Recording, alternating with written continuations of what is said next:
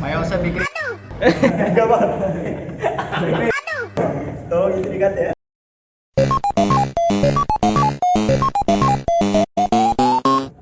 Assalamualaikum Warahmatullahi wabarakatuh.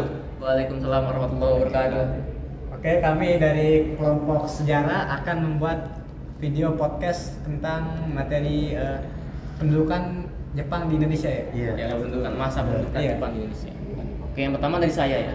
Kita tahu sendiri di buku sejarah ini Indonesia mengalami masa-masa penjajahan termasuk dari Jepang. Gue pengen nanya nih, Dok. Ya, kalian bertiga bisa lah jawab-jawab. Kenapa nih? Sabar dulu. Kenapa nih Jepang ini ke Indonesia, kenapa ini? Menjajah Indonesia ini kenapa? Apakah bosan di negara sendiri atau ingin memulai eksplor ke dunia baru atau gimana? Awal mulanya ya.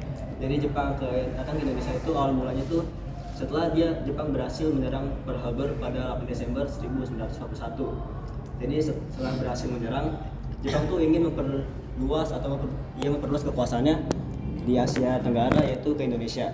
Oke.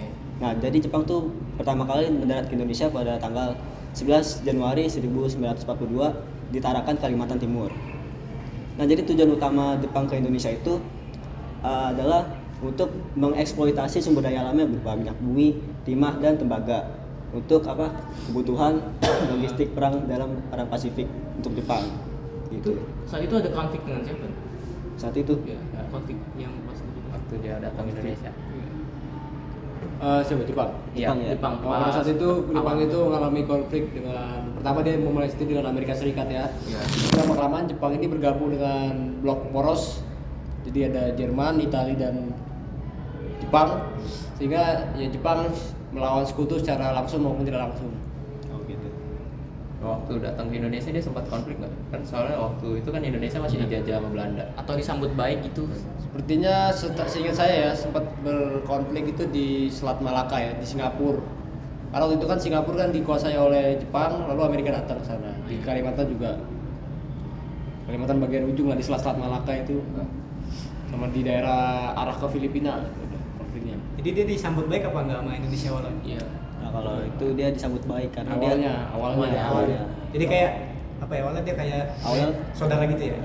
karena Indonesia menganggap Jepang itu sebagai saudara tua.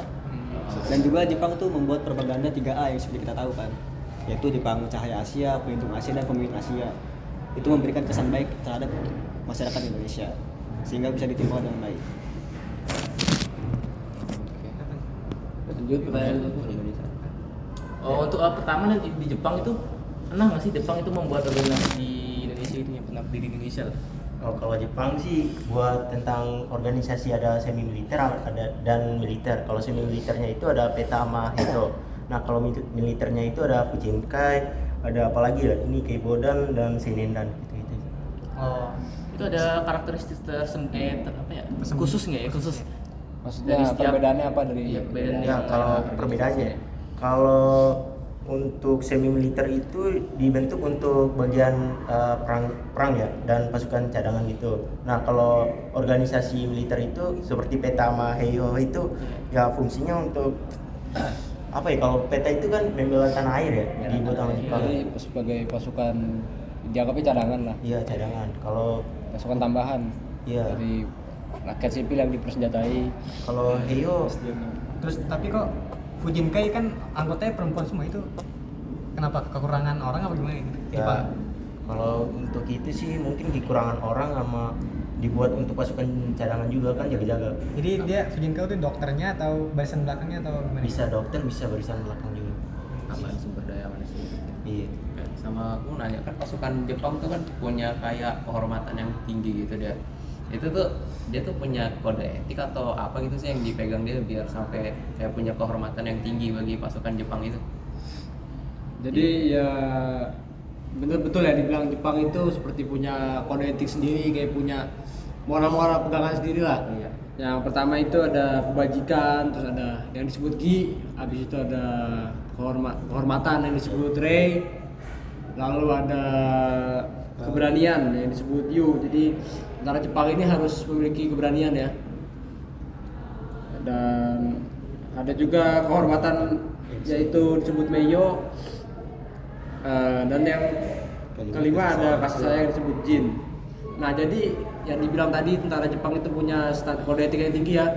Salah satu contohnya kita ambil contoh, misal mereka ini kalah perang, mereka ini paling tidak mau menyerah ya, maunya ingin berperang sampai ujung lah. Seandainya mereka menyerah pun mereka akan melakukan ritual bunuh diri yang disebut dengan seppuku itu ya, arah kiri ya. Ya karena itu tadi dibilang punya standar apa? Punya standar moral yang tinggi, ya gengsi lah. Harus itu kalau kalah. Ini kalau sikap-sikap gitu tuh diturunkan dari masa-masa sebelumnya atau emang ada peraturannya diharuskan Itu gitu? sih lebih ke tradisi lah, Tradisi masyarakatnya begitu memang. korupsi gitu kan, tradisi yang di Iya, Fik. Tadi kan kata lu ada peta tuh. Gue pernah dengar pimpinan peta yang pas perang di Blitar kalah terus dia hilang tuh namanya siapa? Ya, Supriyadi namanya. Supriyadi. Iya, Supriyadi namanya. Cuma nama Pangkatnya itu Pangkatnya apa? Gue pernah dengar. Sosento ya. Senco. Sudanso. Sudanso, iya, Oh, iya, Sudanso. Sudanso. Sudanso. Dia sekarang hilang dari kan belum ininya apa? Kalau untuk itu, kalau yang saya lihat di YouTube maupun Google itu belum ketemu sih. Jadi Soalnya, masih misteri gitu ya? iya masih misteri. Ini kucing kamar mandi dah. Enggak lah. Masuk sumur kali.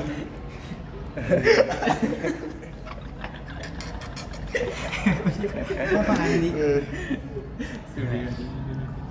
ya. Oke, silakan tanya. Apa lagi deh?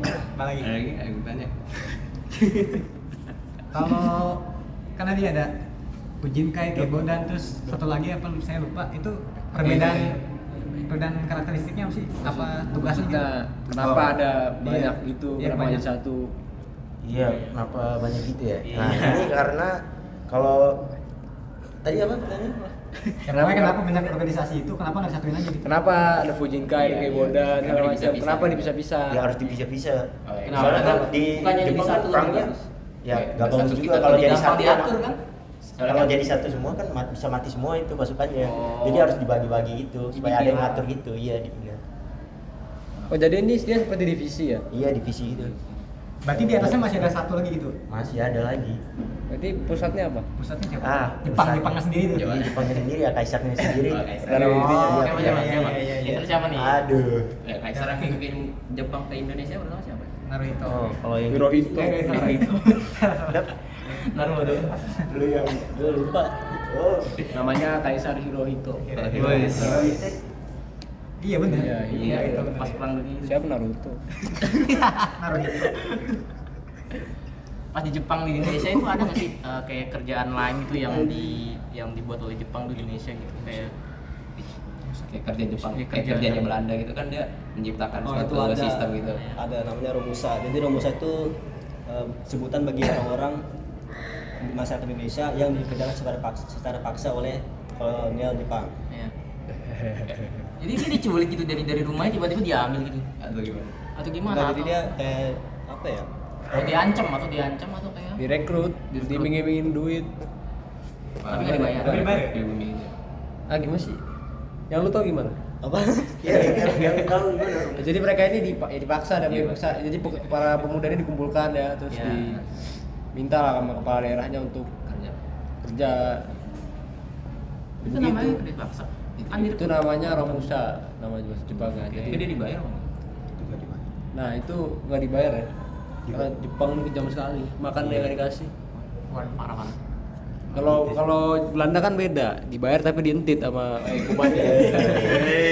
lagi korupsi, lagi. Pantesan orang Indonesia masih. Jangan masa dikat deh.